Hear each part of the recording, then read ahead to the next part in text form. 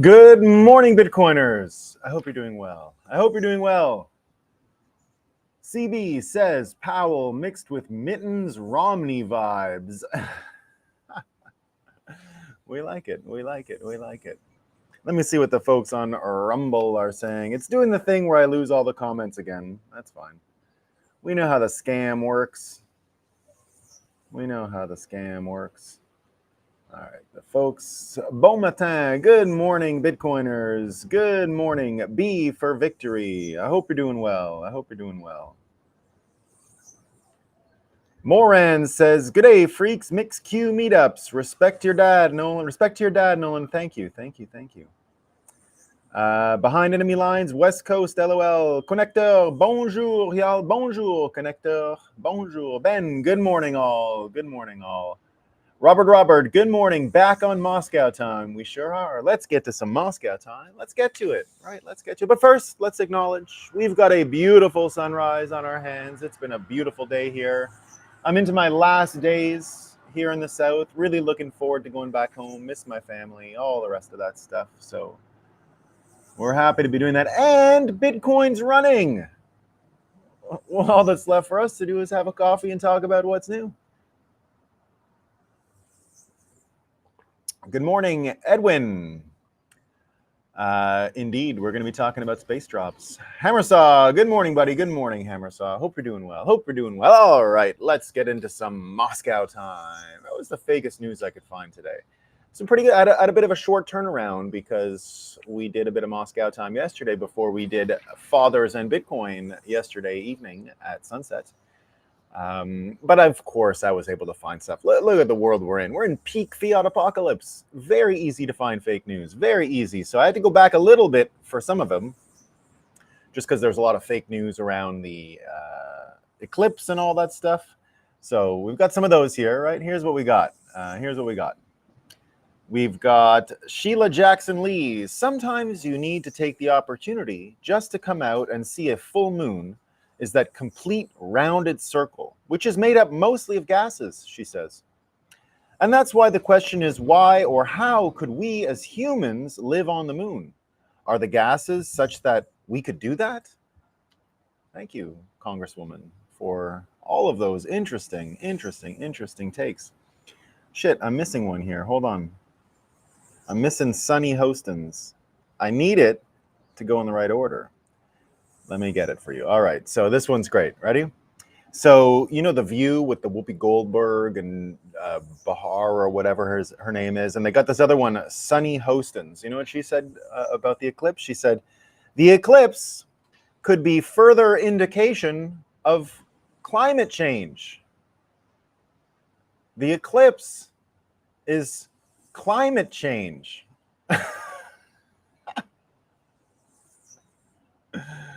That's what she says. Oh, and we got more climate change ones, right? We got some more climate change ones. How the fuck did everything get out of order? I don't understand. This comes from Canada, right, where all the smart people live. CTV News says, UN climate chief presses for faster action. Says humans have 2 years left to save the world, guys. We've only got 2 years. It's all over. There might be another eclipse. It might just be a random eclipse now. Right? We might just have a random eclipse. We might just have that.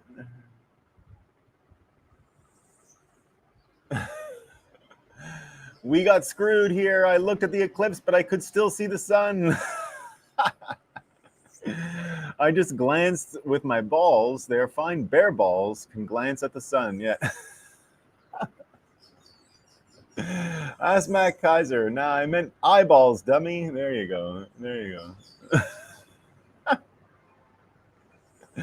Edwin says, excellent video yesterday, brother. Good vibes and RIP to your pops. Thank you, Edwin. I appreciate that.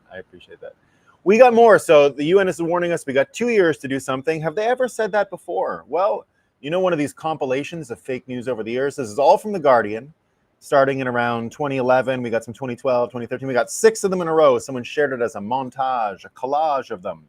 Here we go. Arctic may be ice-free within 30 years. Data showing dramatic sea ice melt suggests warming at the North Pole is speeding up. This is in 2011. So now 2012, Arctic expert predicts final collapse of sea ice within 4 years. That was in 2012. 2013, U.S. Navy predicts summer ice-free Arctic by 2016.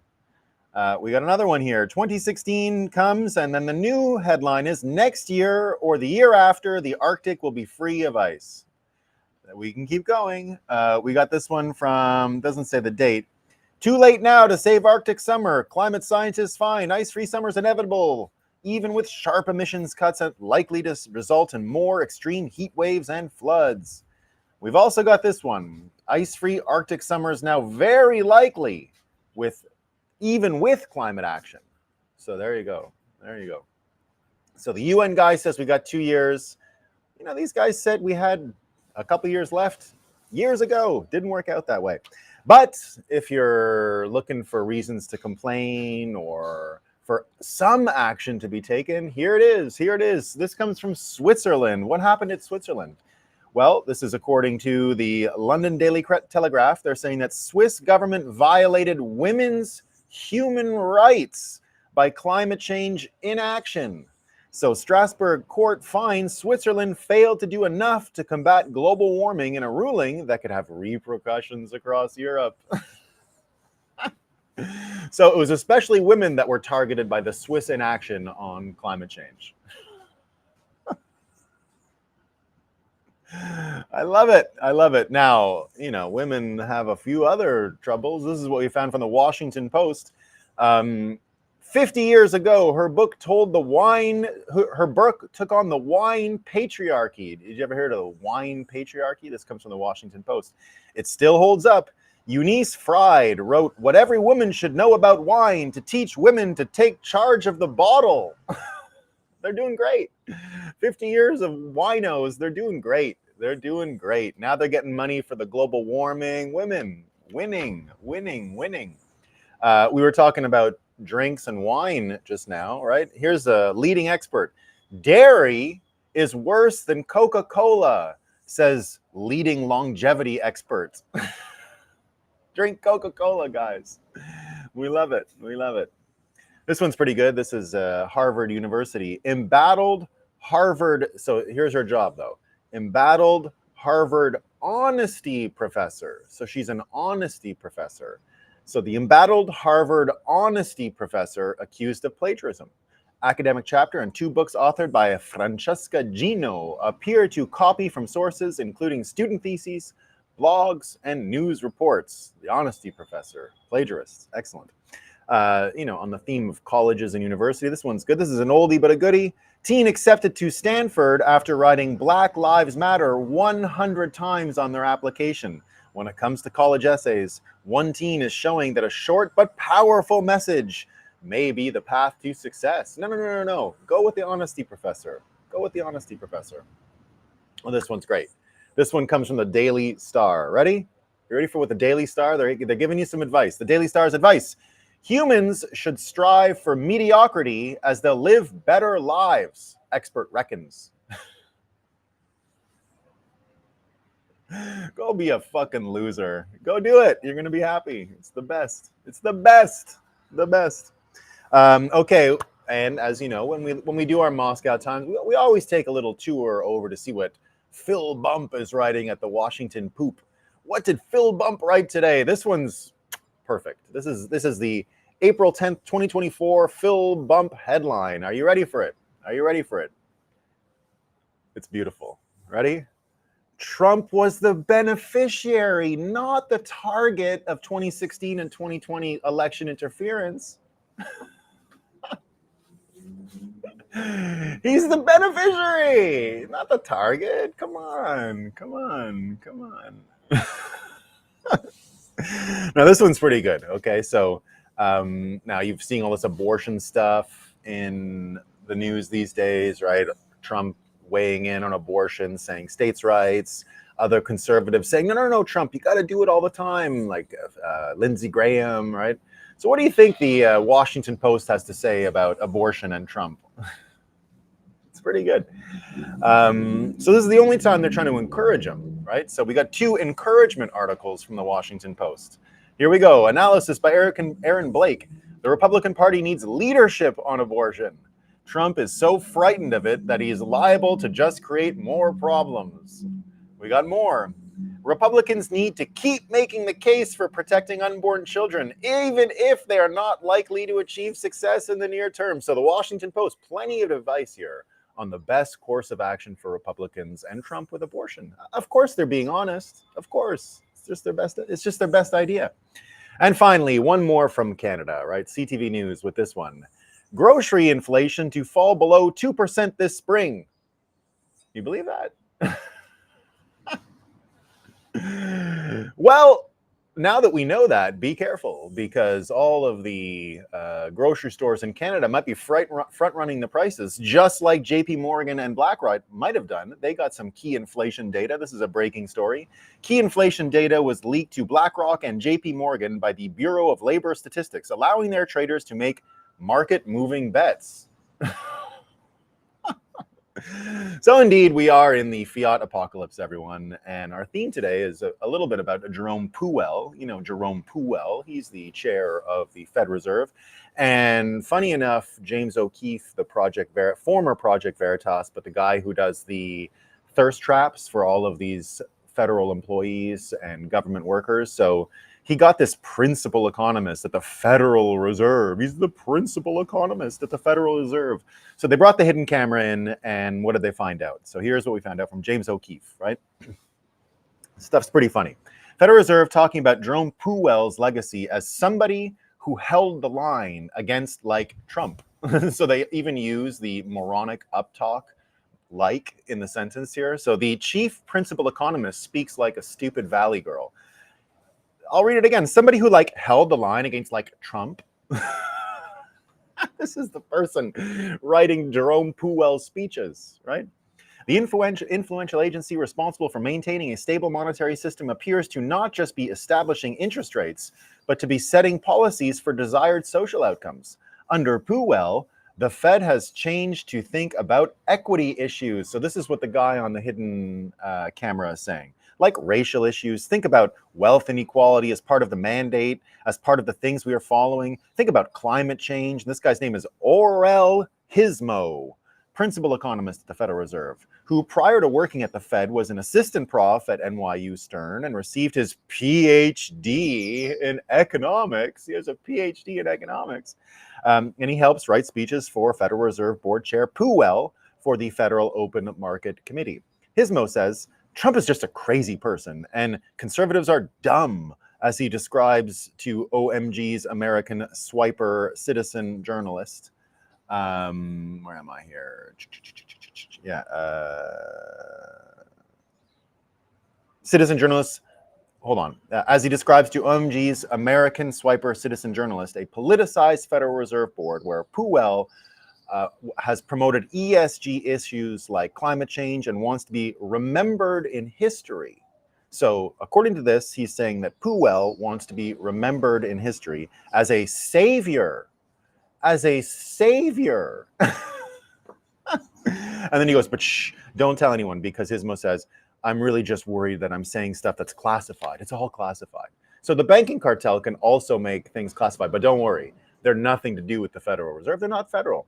But anyway, yesterday we did find out that Joe Biden told us how many rate changes are going to happen this year. He says there is going to be a rate lowering this year. So any pretense we had of this fiat apocalypse, of a separate Federal Reserve from a federal government, of course, Bitcoiners have known for a long time it's not true. But yesterday was just one of those days where it became so obvious you couldn't ignore it. Now, for a long time, I've described PooWell as a hostage. He may be, right? He comes from a legal background. And for a long time, he's been saying that whenever asked about BRICS or the war in Ukraine or the demand out there for U.S. sovereign debt, whether the T-bills are going to move, whether the normal mechanism that he uses to print money is going to continue to function the way it has, whether or not there's going to be demand for U.S. debt out there, all of that stuff, he keeps saying the same answer. As long as America is a rules-based system, as long as the rule of law is in place in America, the U.S. dollar has nothing to worry about. Which is kind of the perfect answer, right? So I've been thinking of him as a hostage. Now, I don't know if this senior economist, Hismo, has any insight. I don't think he has any mind reading abilities. I don't think he really knows what's going on in Jerome Powell. So we don't have to think about Jerome Powell too much. But just this idea that some libtards and shit libs and other fiat people who are going through the fiat apocalypse without realizing keep expecting there to be some form of fiat hero, like someone's going to show up and save the day for them. You know what I mean? Like, I'm here. I got all the policy answers. I'm going to drive consensus amongst the fiat people and things are going to be great. This idea obviously is complete fiction, right? There's no putting this thing back together. There is no hero. There's no boomer coming out here to be like, hey guys, I'm so charismatic. If you just follow me, everything's going to work out great. And it's certainly not going to be Jerome PooWell, right? This guy is not as lacking in persuasive ability and charisma and charm as Janet Yellen, of course. She is just the worst. But nevertheless, this is not someone who can change people's opinions. Less than 1% of Americans even know who the fuck PooWell is, right? And most of them are Bitcoiners. So the idea here that there's going to be a hero, that anyone like this is going to be remembered in history, is hilarious and really shows what the plan is for the people undergoing the fiat apocalypse right now. It really is to pray and wish for some kind of savior, exactly as this person says. There's going to be a savior, someone who like stands up to like Trump, right? That kind of thing. But we know it's not going to happen. We know that there is not going to be a hero that shows up. And indeed, the idea of heroes and villains here and what's worth fighting for and who these heroes are, it's changing all over the world. We see it already with the Trump stuff, right? It looks to me anyway like all of the polling on Trump that they conducted when they said, you know, the whole Democrat strategy that we've seen until now is that we got to defend democracy, right? Trump is going to be an attack on democracy. It doesn't look like it's working. That's why they're pivoting and telling him to go into the abortion thing now, right? That's why the Washington Post is giving him all this advice. Go into abortion stuff. You're doing great. You're just doing great, right? Make it about abortion. Because they know democracy on the ballot just isn't going to work. He was already president for 4 years and they didn't go and arrest people every single day, right? The only political prisoners it looks like we have in America are the January 6 folks. So, and you know, this idea again of this rules-based order and saving democracy and protecting democracy, I think it's not working because most Americans, maybe not most, but enough Americans are realizing that we don't have anything like a democracy. That's not what's going on here. Right? That's not what's going on here.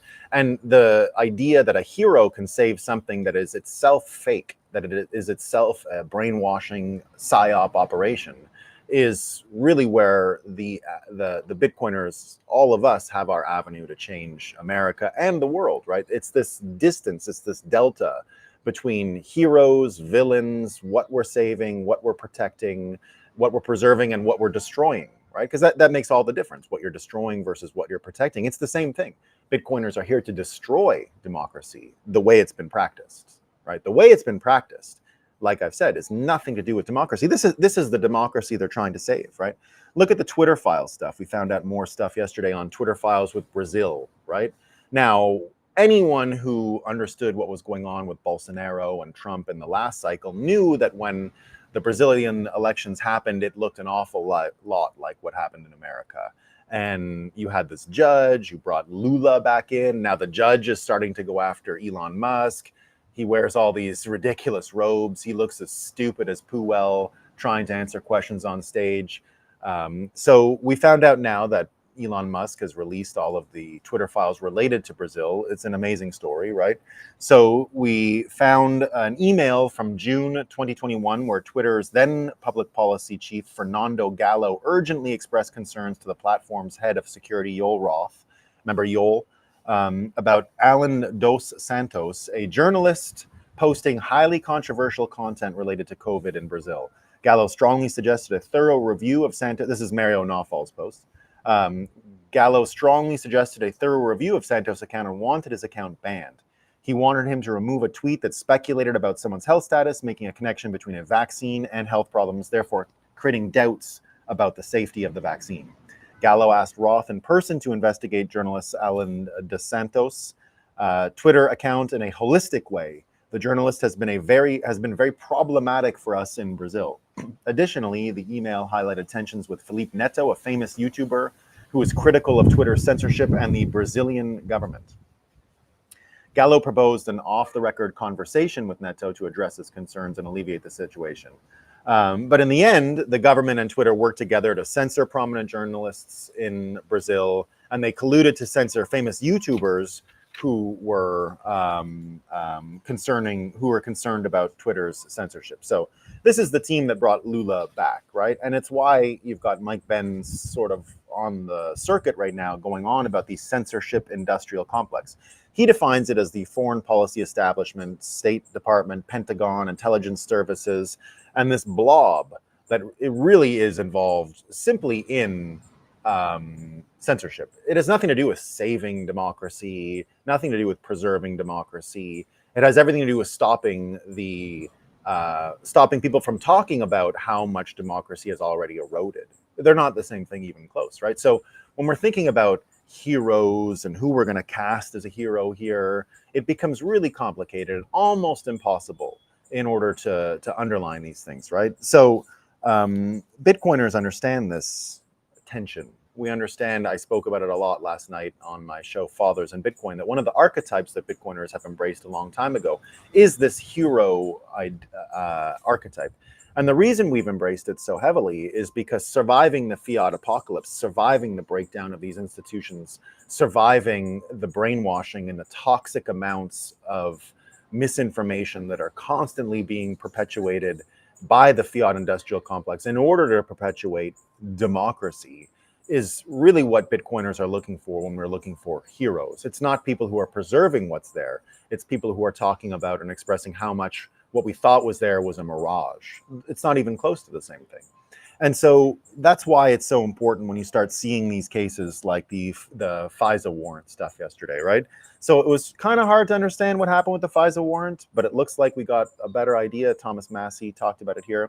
So remember, we're talking about a federal government here that wants to be able to do warrantless spying on Americans, which they used already in one presidential election. And now yesterday saying, oh, it was, you know, what a surprise. Republicans voted against it. I don't think that's exactly what happened. Thomas Massey explains it here. He says, many people have been misled today. There was not a vote on the FISA bill. There was a vote on a resolution that would have allowed FISA, as well as 6 amendments to it, including a warrant requirement amendment and 3 other pieces of legislation to come to the floor. On partisan procedural votes like this, Democrats reflexively vote no, and Republicans typically vote yes. 19 Republicans voted with all the Democrats to stop everything from coming to the floor today, including the warrant amendment to FISA. Many of us who are adamantly opposed to warrantless surveillance voted for the resolution, wanting to get a recorded vote on warrants and recognizing the speaker can otherwise suspend the rules and bring anything to the floor without a resolution, like he did with the omnibus. Tactically, whether the 19 did the best thing or not is TBD. They may have just stopped our only chance to have a vote on whether the government needs a warrant to spy on you. That vote might not have passed, but everyone would have had to go on the record for the world to see. So what we had was a difference of tactics, with members like Jim Jordan, MTG, Marjorie Taylor Greene, Warren Davidson, myself, and other defenders of the Constitution parting ways with those who saw an opportunity to temporarily throw a wrench in things by voting with Nancy Pelosi and Adam Schiff. Now that the rules resolution for the bill plus amendments has failed, the swamp could 1, suspend the rules to pass a worse FISA, 2, make concessions and improve the rules for the bill, 3, say they don't need a new bill to keep FISA going, or 4, let the Senate move first on FISA. So in the end, nothing beneficial happened. It was exactly what you think. It's just people trying to play games as the ship is sinking, as the fiat apocalypse overwhelms Congress, overwhelms American institutions. We're literally here fighting over tactics to prevent or enable the federal government from continuing to spy on Americans without a warrant. So again, you know, this idea of who's a hero in this situation and who's a villain, Bitcoiners have a much better understanding of this stuff. If you're consuming the toxic levels, the toxic quantities of fake news, misinformation, and propaganda, it'll be almost impossible to understand this stuff, right? So, you know, it's just like you've got already on Republicans. It's not obviously just Democrats who are doing this kind of stuff. It's Republicans who are just as involved. It's like election integrity stuff, right? It's a bipartisan issue to make elections easy to cheat in rather than secure. Lots of Republicans doing it. You've got this story here from about Bill Barr. So Bill Barr is the motherfucker who arrested Arthur. I knew he was a criminal. I knew he would never be trustable for Trump in the 2020 election, because if you remember, many things happened at once, right? I was paying close attention to SBF already in 2020. I knew what was going on a little bit over there.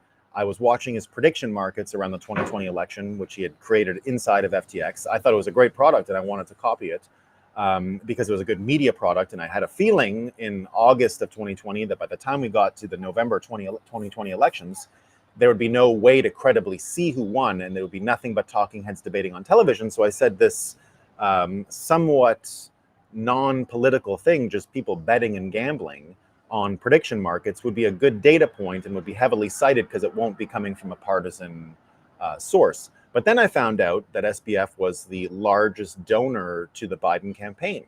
So in the days after the election, at first Trump was winning, but it looks like someone put their finger on the scale already in the 2 or 3 days after 2020 election. And then FTX and SBF became household names because indeed their watermark on their prediction market scale, which showed a move towards Biden, and which was regularly cited for cognitive completion to say, look, the non-sentimental people say Biden wins. They have no skin in the game. These are just gamblers. They're not political. They're credible. It's more credible than talking points and lawyers. But I knew that SBF was a major Biden donor, and that the amount of volume in the order books for the prediction markets was so low that it would have been easy for him to trade in his own books and hide the actual numbers and manipulate them in that way.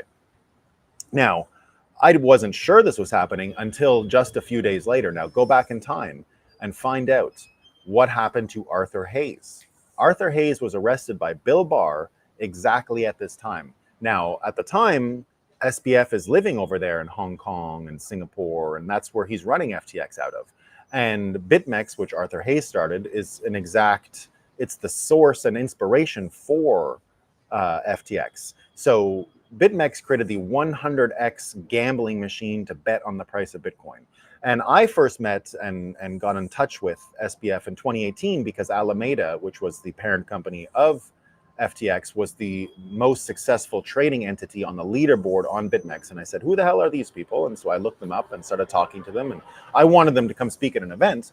And so I started getting in touch with them for that reason. What we ended up finding out is not long after, when SBF realized that it was better to own the BitMEX machine than to keep playing on it and gambling on it. Owning the casino is better than being the best gambler at the casino. What SBF ended up doing is he made it the 101x gambling machine. So he exactly copied BitMEX, then increased the attractiveness of the leverage by 1x, right? It went from 100 to 101x. So cute, that's fair in business. I don't have a problem with that. What's not fair is that the competitor, BitMEX and Arthur Hayes, were wiped out by the US government, within weeks, days of all of this happening. This all happened at the same time. So that was enough for me to say something's going on here, right? I don't understand why the Trump regime is working for Biden's biggest donor. It just didn't make sense to me. And why would they go on this unprecedented legal action? Because, of course, BitMEX had nothing to do with America. They banned American users. In the end, that was the predicate. They said, oh, they know that Americans are going to use a VPN, and so he hasn't done enough. He should do more to block Americans. That's all they got Arthur on, by the way. Right? Nothing that he did was illegal. It was illegal for Americans to participate, and Arthur didn't do enough to stop them from participating. It wasn't enough that he fled New York and took the product away from America when the bit license came in. That wasn't enough, right? He had to go in and do all this other stuff that no one had ever done in history, right? So, and there had never been a time when the U.S. Justice Department used so much extraterritorial enforcement, especially in markets like this. So this was also unprecedented, right? So, just again, go back to the heroes and why the fiat apocalypse has infected all political sides, right? Why the separation of money and state is the most important thing. So right here, you've got Bill Barr. who's now been running and so this is a guy who didn't stand by Trump in the 2020 election as it was being manipulated in the way that it was being manipulated, that went and gave all kinds of talking points to the Democrats in order to help create this theater of compliance with election standards. And so here's what he's been doing since, right? He's been running the election integrity outfit called RIGHT, Restoring Integrity and Trust in Elections. So Jeff Clark says, I found them attacking Zuckerbucks and promoting Georgia's Election Integrity Act of 2021, designed to address serious issues that had arisen in the 2020 election. So that's all good, right? Of course, when Bill Barr was the Attorney General, he had the opportunity to actually do something far more consequential about election integrity in 2020, instead of just watching that ship go by. Or now by litigating in the name of that cause here and there as funding allows. Instead, Barr did nothing. Claiming it was not his role and deliberately undercutting President Trump in a surprise one-on-one AP interview in December 2020.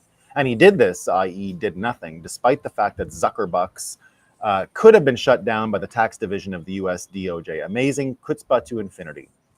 If you're donating to RIGHT and paying for Barr and Rove's, so-called Rove's involved in this quasi-autonomy, you really need to think again. And indeed, right, again, the heroes that are trying to emerge on either political side, who are trying to fight for this fiat apocalypse to stop, can't. They don't even know what the problem is.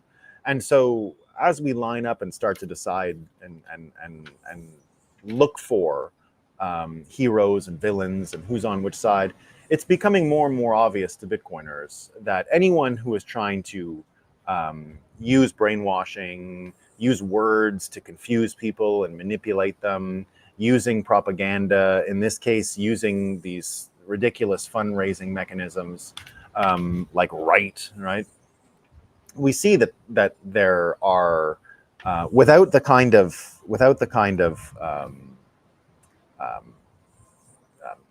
let's say, basis in reality, where we understand that we don't even have a democracy in the first place, right?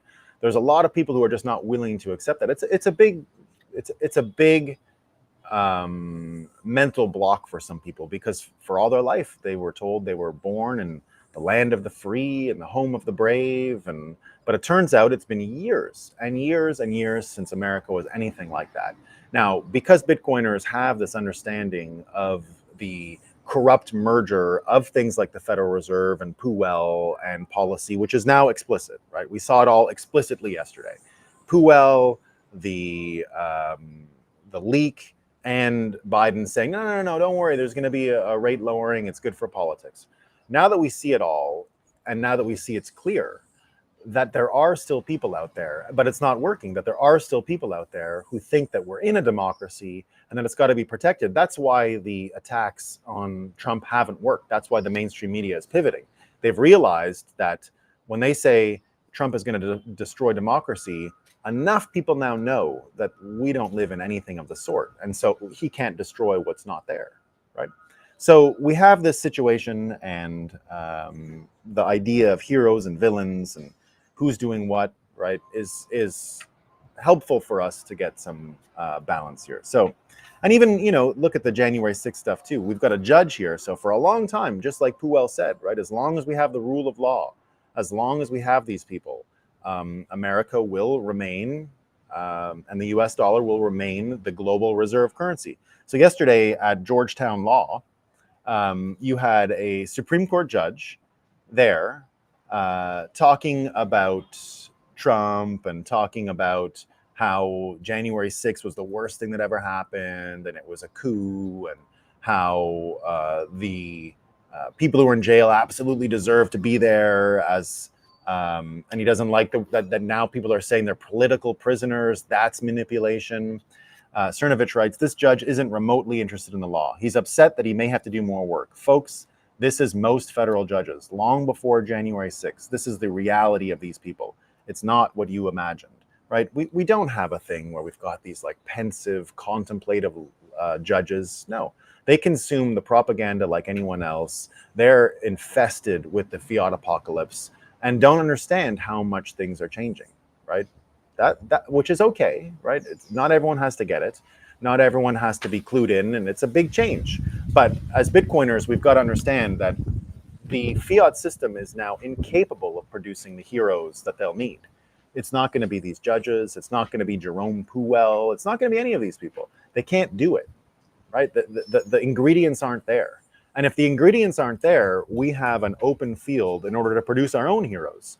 And our own heroes don't have to be anything more than plebs. Plebs are enough, right? People who are opting out of the system in simple ways are enough to fight against this type of tyranny.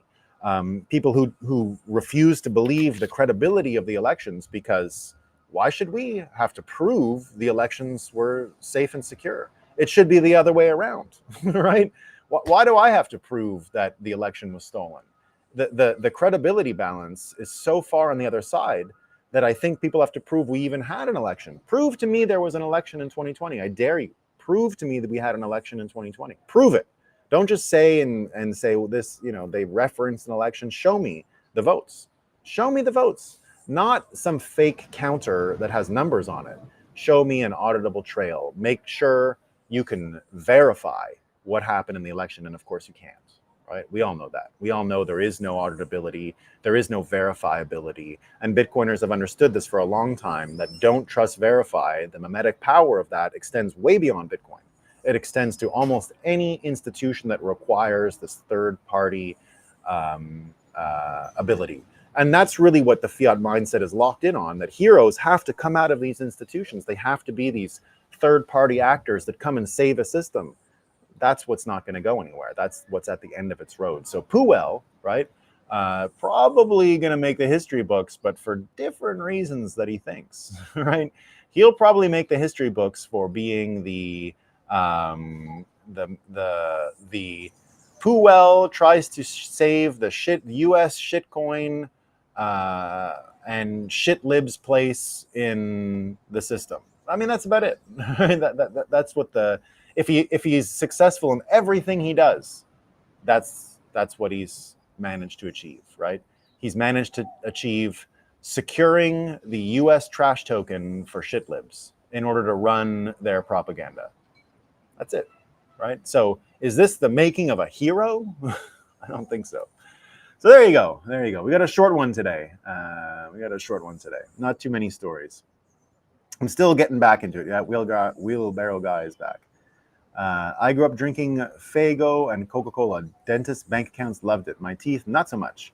I may eventually have to forego granola forever or become like Adam Curry and rock dentures. Yeah, Adam Curry just had a bunch of tooth stuff done. That's why he wasn't a speaker last year in Bitcoin 2023, but he will be in Nashville for Bitcoin 2024. You can use my code SpaceDrop in the description below to get a discount on your tickets. But indeed, he is booked. Larry Fink, 65 is so Ottoman Empire days of retirement. We need to work longer and retire at the modern age of 90. Fiat apocalypse. That's what it is. It's the fiat apocalypse. It's the fiat apocalypse. I actually agree with that Muslim Bitcoiner. My dad recently retired, and I tried to tell him that age is not the enemy. Frailty is. Some work until they die and live long and prosper till death. Yeah, what you got to do, guys. So the only, not to cite a Harvard study, but there is a pretty interesting Harvard study that went on years ago. And what they did was they measured health, not sickness, which is a rare concept. So and this started in the 1930s. So they measured healthy people. And what happened was every faculty in Harvard in the 30s nominated a boy. There was only men then. So they nominated who they thought was the happiest, healthiest male in that department. In the end, they got 100 and something names together. John F. Kennedy was one of them. And they ended up following these people their whole lives. And they went through multiple questionnaires, and the study went right on until the 1990s, I think. And what they found was, so first of all, not everyone ended up happy that were perfectly happy in their Harvard undergrad years. Many were successful, some not. Some became homeless, some became president, some became a Supreme Court judge. There's all kinds of these names. But what they found in the end, through doing the study over and over, some people were happy and perfectly great up until their 50s and 60s, and then depression and failure hit. What they found was that if you if you boil it all down, right? Well, first of all, the number one predictor of happiness, belief in God. It was. I mean, whether you believe or not, I'm not trying to argue that. What I'm trying to say is it was the number one factor that predicted health throughout their life and happiness. So the number two one, right? The number two predictor was adaptability.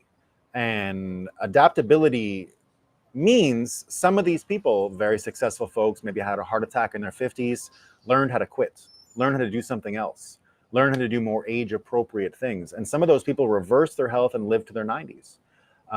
So in the end, and then some didn't, right? Some had the heart attack at 50, kept at it, and died in their 60s. So in the end, adaptability is more important when thinking about this retirement thing. There's nothing wrong with leaving a soul-sucking shitty job. There's nothing wrong with leaving a hard job that you love. If your body can't handle it anymore, adaptability is everything. So it doesn't mean retirement, to me, doesn't mean just leaving one job or another. It's an activity thing. It's a movement thing. You've got to stay moving. You've got to keep the mind active. But you do have to be adaptive in the sense that you've got to choose something more appropriate for yourself. Like take exercise, for example, right? I don't exercise anything like I did when I was in my 20s, right? When you're in your 20s, the best exercise advice you can get was go till it hurts. Get in pain, punish yourself, because you're going to be fine the next day. Who cares, right?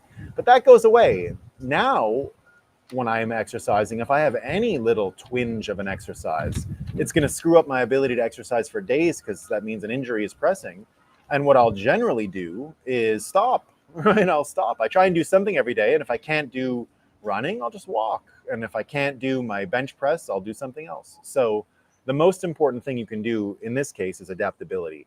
Retirement is a whole separate category. Now, I don't believe in retirement. I believe in recalibration and doing new things and adapting. But that doesn't mean doing the same thing until you die of it, right? So there is nuance there, right? And even if you love what you do, Hammersaw, even if you love what you do, but you see that it's taking a toll on you and you can't keep doing it, you got to find something else to take up the void. So it doesn't mean just stopping and doing nothing and living a retirement life. It means finding something else to apply yourself to, right? But it's true. A lot of people are depressed. The correct concept that I use, I don't know about correct, but the frame that I use for this is something you see with Olympic athletes a lot. And it's something you see with geniuses, right? Geniuses get this a lot. And America has it right now. America, the genius country that is America. And I'm an American, I'm an American, I believe in American exceptionalism. So the frame that I use is the beached whale. The very thing that gave a person their energy in life ends up being turned against it to kill it.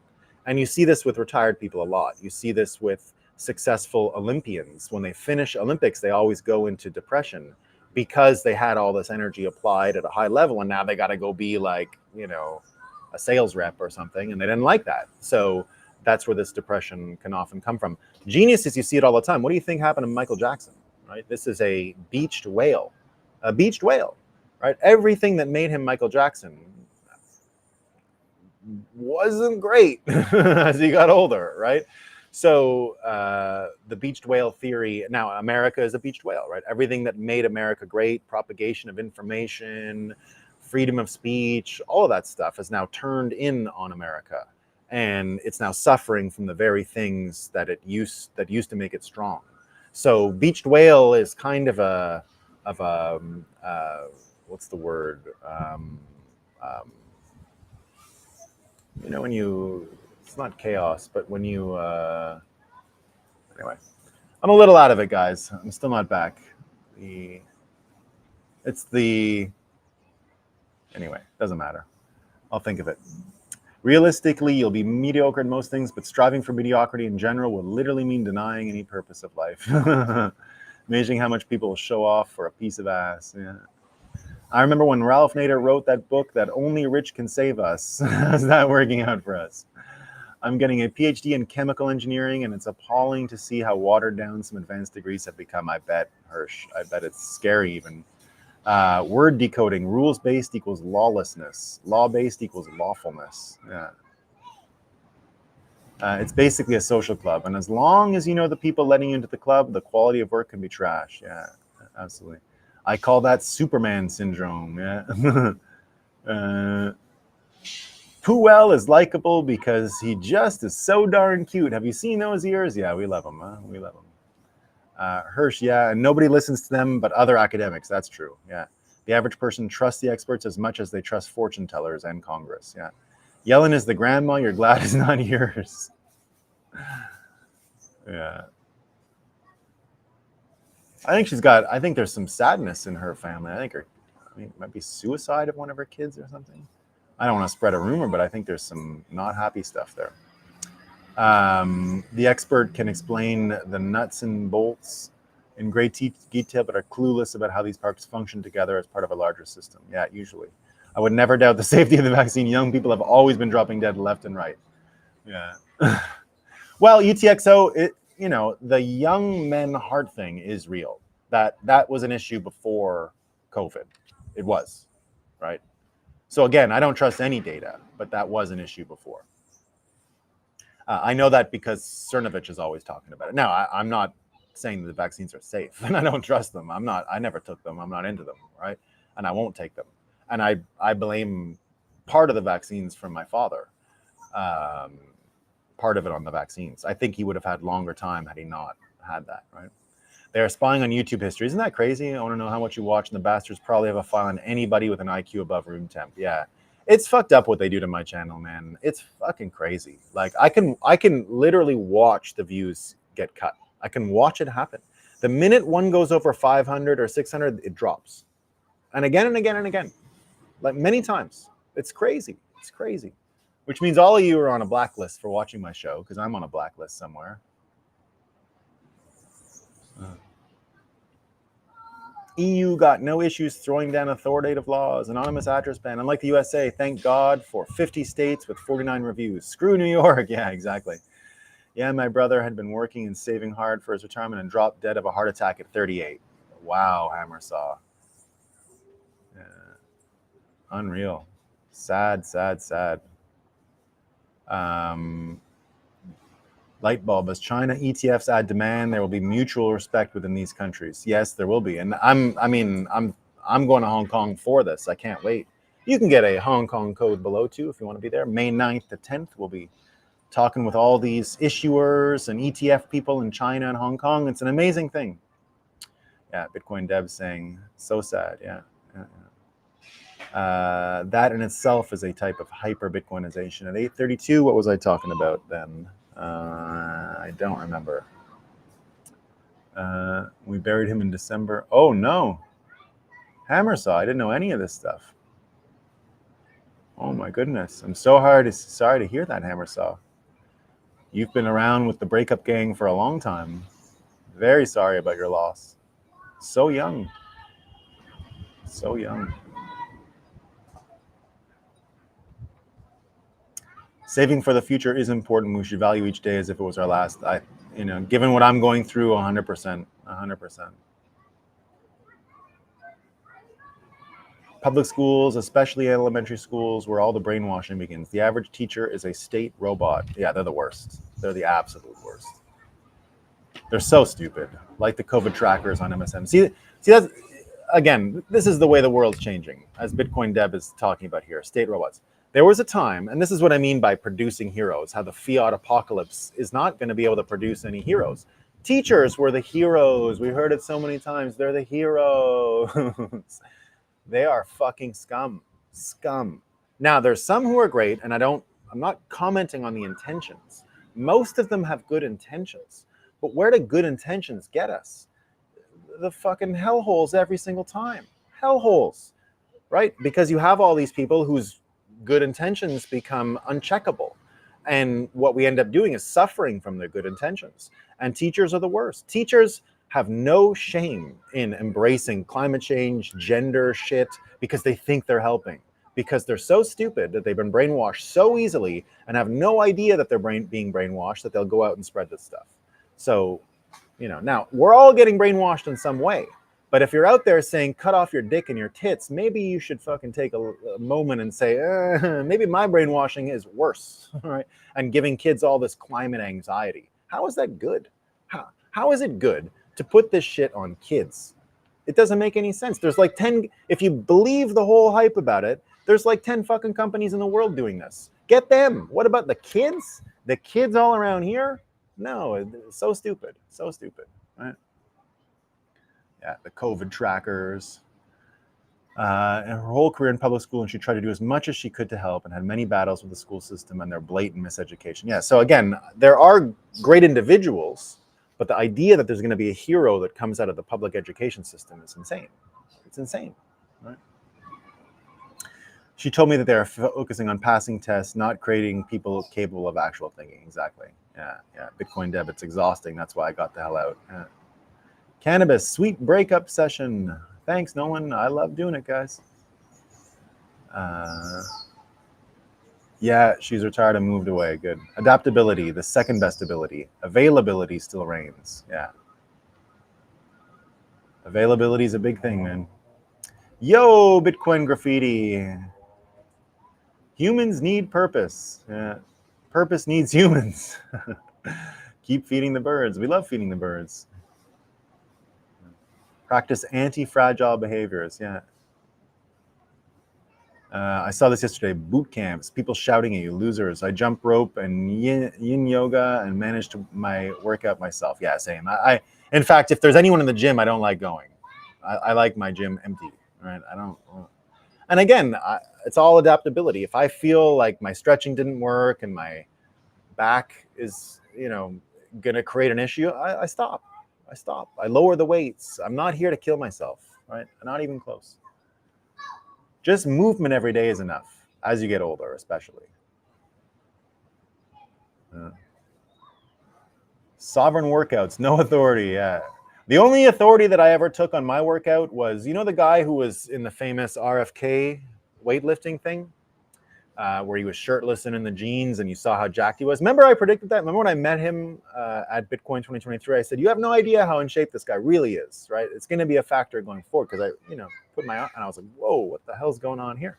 Anyway, in that video, the coach he has lifting the weights was my own, for one day, personal fitness coach. He's the Kraken in-house fitness coach. And I had a sovereign workout, but I just wanted, we have a resource. And I said, well, I wonder if I can, show him my workout schedule and see what he says, right? And I said, I said all of this stuff. I don't want to get hurt. I work to not get injured. I work to be able to work out every day. So I have to enjoy it. It can't hurt me. I don't want any discipline involved. I don't want any willpower needed, right? I want to literally brainwash myself into working out every day in a way that's pleasant. And I give myself a reward and all of these tricks. So I was just telling him simply what I did on a normal day, and he's like, "That's perfect." And that was the only consultation I ever needed with him. But the minute I saw him at the thing, I recognized him. I was like, "That's hilarious." He's got the actual Bitcoiner's personal fitness coach. But indeed, sovereign workouts. Yeah, we love it. You need change, just like your underwear. Yeah, meeting the standard once isn't enough. Return. Oh, I got a lot of them here. Return of the Rake Man. I want to be Rake Man's great. Rake Man's great. Good morning, John. Good morning, John. Makes sense. What other things are eternal besides God, energy, Big Bang, or whatever you want to call it? We want something eternal that continues our hopes in this material, physical universe. Yeah. Make schools private again. Free market schools. Let's go. They're coming, Bitcoin graffiti. They're coming. I was actually just checking out property here. In the next 2 or 3 years, I should probably get a homeschool facility going here. So there you go. I was just checking a place for it. Now, all the kids, they often meet here for the homeschool stuff. We don't have a physical building. In Montreal, we have a physical building, but not here. So I got to get one. And in Vermont, we have a physical building. You put one BTC in Satoshi School and you can fund it forever. Yeah, I think so. That's. I'm gonna wait to do it, obviously, but that'll be the next year or two. Bastiat, how visible are these Hong Kong ETF flows gonna be? I wonder. I think pretty visible. I think because the the China issuers are doing in-kind creation and redemption, we should get a pretty good view of what's going on. We'll get a good view of the hibernating Bitcoin. My wife teaches math in middle school. Just yesterday, she explained to her students how money in your bank account isn't really yours. It isn't really there and isn't really money. Excellent, UTXO. Glad to hear that. Glad to hear that. Yeah, again, I'm not here to denigrate teachers. I understand a lot of them are perfectly selfless. I was a teacher for many years, right? So it's not to take issue with them in general. The idea is they're not going to produce heroes that fix the fiat apocalypse. They can produce heroes. That's another story, right? This is hero work. Teaching kids that your money system is a scam is great. But that's not, we got to scale that. Great to have you back. Thanks, Nick. Great to be back. Walking outside is great too. Love walking. I'm a big walker. Yeah, short sports should be chill. Just take a bike into nature. Why let someone shout at you and you pay for that? Yeah, I don't jog much anymore at all. Very little. Sovereign workouts, yes. Yeah, we walk together too. New Hampshire has lots of great nature trails. It's invigorating. Yeah, I love that about Vermont. I have so many trails there. John, movement is medicine. Yeah, I am a bigger fan of homeschool. We love homeschool. It takes way less time. Yeah, I think my kids do about a half an hour a day of learning. That's enough. I mean, we learn throughout the day otherwise. We spend a lot of time together. Yeah, my brother's a big mushroom picker of Bitcoin graffiti. He's a big forager. He knows all the good spots in Vermont and Quebec. I got my diploma in 6 months of intensive study. Yeah, exactly. Good afternoon from Ethiopia. You have a great coffee for me, Cal. I'm jealous of your delicious coffee over there. Dad, we're going to win everything. We're going to win everything. Indeed, Greg. Thanks for that reminding of that quote. Then I was able to unschool and focus on learning real history. Well, we don't know if it's real history yet, Hammersaw. Again, my prediction of where this Bitcoin thing goes, after we destroy the fiat apocalypse, we're going to find out that history was faker than the news. And inevitably, to me anyway, Bitcoin goes back to Atlantis. Not the actual network, obviously, but the story, the unraveling fiat apocalypse will go back into our sense of history itself. And we'll see just how much it was manipulated and how we don't really have any idea. None. Zero about what happened in our history. Right? It's one of the biggest revelations in the huge change that we're undergoing. So heal yourself with plants. Yeah, that stuff we're going to find out soon. Right? We're going to find that stuff out soon. Public school incentives, no bueno, not at all. Not at all. This is a good school is going to be critical for a nice Citadel development. Bastiat, I think the Citadels are coming real soon, and school will be one of the first things about them.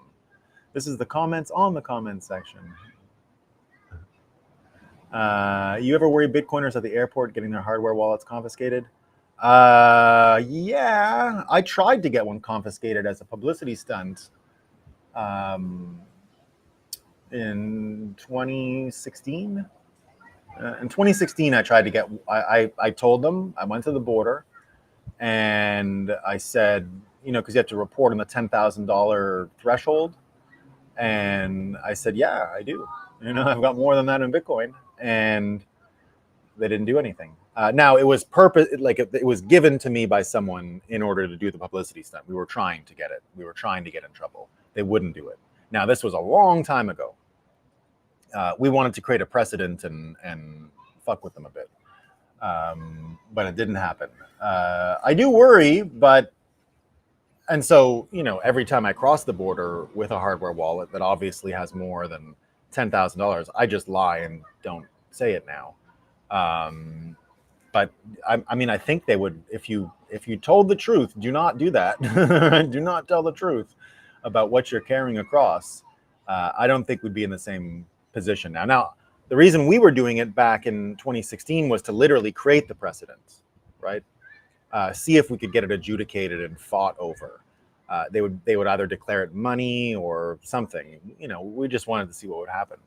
So it was just literally an idea I had at a conference, and someone said, "Here, take this, and, do it, see what happens." Yeah, we love that coffee. So yes, a little bit, but you got to lie about it. I wouldn't do it anymore. Yeah, totally new history is coming. We've been lied to more than we know. It's bad. It's bad. Yeah, yeah, it's really bad. It is always faker than shit. That is why real history, I mean histories of each culture, and the middle road is where the truth of history lies. I think so.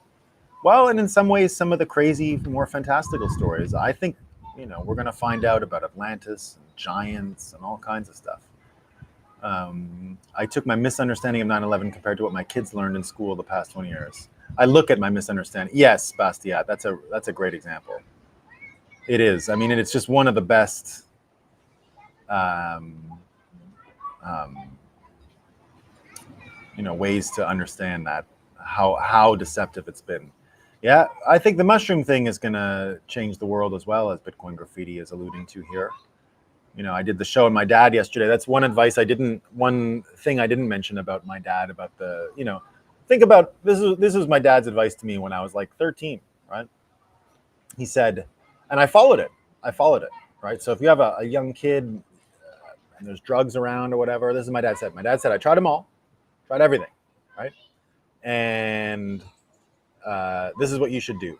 He says, smoking a joint, no big deal. Take mushrooms once or twice or a few times in your life, but very rarely, but they're the best. Do that. Never touch cocaine. It's all bullshit. I've never tried cocaine in my life. He said LSD, the same as mushrooms. Be careful because it will change you.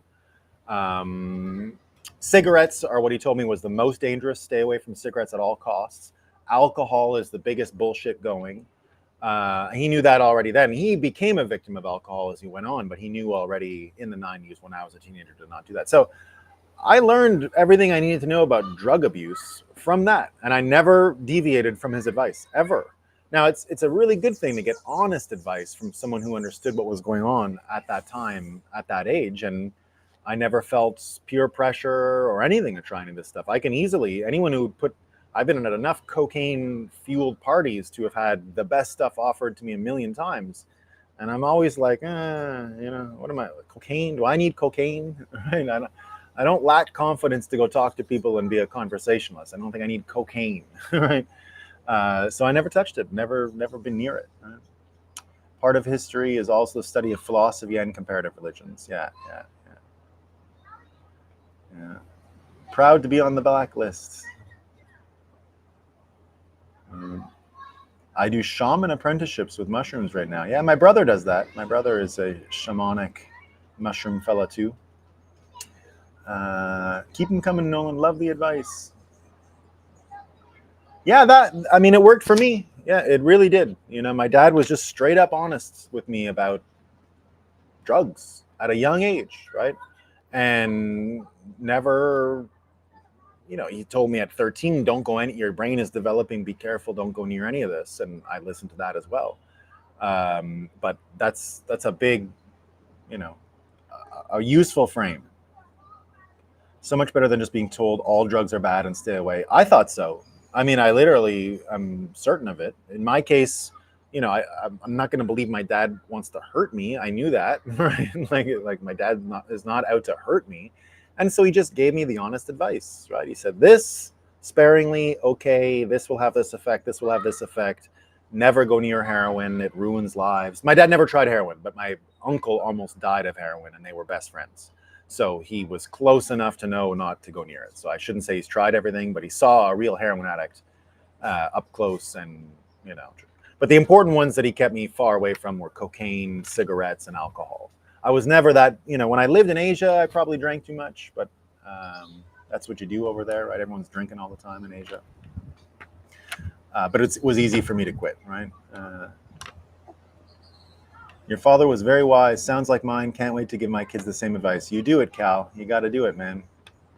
Cannabis is a medicine of ancient healing and optimal health. It sure is. Yeah. Mushroom medicine needed to heal, but be careful with the marijuana. Marijuana can be addictive for some people, especially young people. They got to be very careful. They got to be very, very careful. Mushroom medicine needed to heal fiat soul loss. Yeah, I think we're about to experience. So one of the things, we were talking about citadels, and again, one of the best things RFK has going in his campaign is the health and the food and the diet. And it's one of the best contrasts he has with his campaign and Trump. Now, I love Trump's Freedom City thing. Right? I love it. That's a proto citadel. Of the 10, if you didn't know this, Trump is proposing, if he wins, a contest to build 10 new cities in America called Freedom Cities. I think Bitcoiners will create one plan that will be part of the contest, and that would be very interesting, and I anticipate that. But the contrast to these new Freedom Cities is RFK's, and RFK's is actually a better idea, right? So I love Trump's and would be more entertained by the Trump idea, but RFK's idea is to make these sort of poor drug withdrawal towns and rural areas outside of our cities, again, a type of citadel, a poor town, let's say, and mushrooms would be distributed there. And mushrooms would be part of the healing process. So I'm very much for that. So I hope that works out the way RFK says. And if I had to choose between the 10 freedom cities and a Bitcoin citadel today and the poor towns today, in the long term, we want the citadels and the poor towns shouldn't be needed. But for now, I think to heal Americans and all people in the world eventually, the drug withdrawal towns with the mushrooms are what we need, right? Just in a pure priority way. Now we can have both. America's big enough, so it's a false choice. But I just want to know. I want to share what my priorities would be. As much as I love the idea of a Bitcoin citadel being built as part of the 10 freedom cities, we're going to win anyway. So let's take care of the drug addicts first. My mother was the same way, bro. I miss her so much. I bet Hammer saw. You've been through a lot, man. 6 years ago. Huh? Wow. Sorry to hear that. I believe I'll be speaking the same way as you, Hammer saw. Missing someone so much after a long time. The church made the mushroom evil. It's an ancient medicine. Yeah, that's why we don't say drugs. It's plant medicine, healing tech. Yeah, I believe that. Man. I've never even told you guys. Most of what I've done in my life, almost all of my, life path, I saw it from taking mushrooms at a young age. I literally had a vision of most of what even Bitcoin. I had a dream that I would infiltrate government on this mushroom trip as an 18-year-old, that I would infiltrate the Canadian government and that I would build I didn't understand what it was. I thought it was the replicator from Star Trek, The Next Generation. But it was, the vision didn't quite make sense. The idea was that I would infiltrate the federal government and that as a clandestine agent inside of the government, I would work on a technological project which would destabilize all governments. That's what I did. I worked in Bitcoin. I never had an idea of being a traveler. I never was like, I'm going to go travel the world. I love traveling. My dad recognized that in me when I was a kid. But this mushroom trip that I took when I was 18 made me realize that I had to go move to France. Then I had to move to Asia. And it all happened that way. Don't ask me why. And then I knew that I would have to go in law eventually in order to infiltrate the government. That was my idea, right? So all of this stuff happened. It doesn't make any sense, right? It wasn't the replicator, but I, worked on Bitcoin early. I fucking contest, brilliant, yeah, Trump. Huh? As I've gotten older, I learned that the impact of cannabis on people suffers wildly from person. Yeah, I think it makes you more the way you are. Very complimented to others. It's really bad and should be avoided. Yeah. I've seen that. I've seen it ruin people's lives. As much as I don't mind doing it myself and embrace it and all that, I can see some negative effects.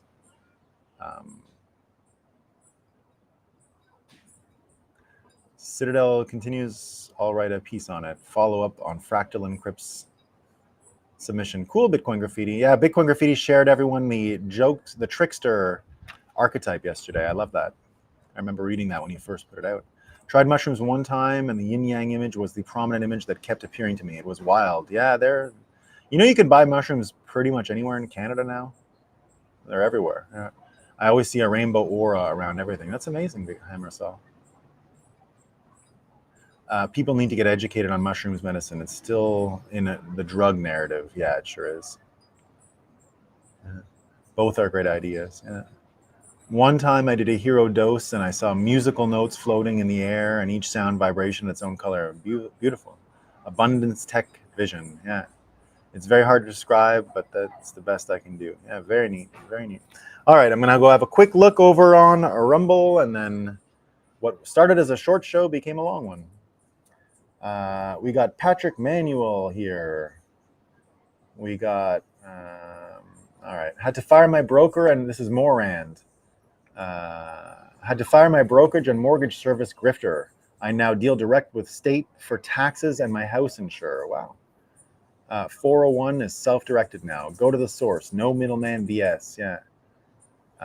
Patrick Manuel. Cool. I'm finally on a list. He's talking about the list of the people who watch this show. Good morning, Bitcoiners, Vito says. The state should not be educating our kids, full stop. You got that right. I tried teaching for a while. The system burned me out. I did try to reprogram as many minds as I could. Yeah, I was burnt out by teaching as well.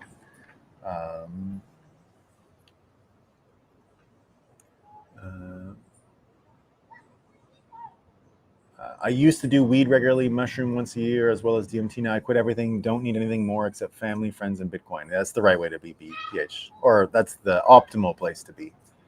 Why is it the case in Canada with mushrooms? What changed? They got a law, like, I think it's nothing more than they learned that they could scofflaw with the marijuana, and now it's just people hoping to get the same bonanza, right? Windfall. It's just a windfall thing. Just a windfall thing.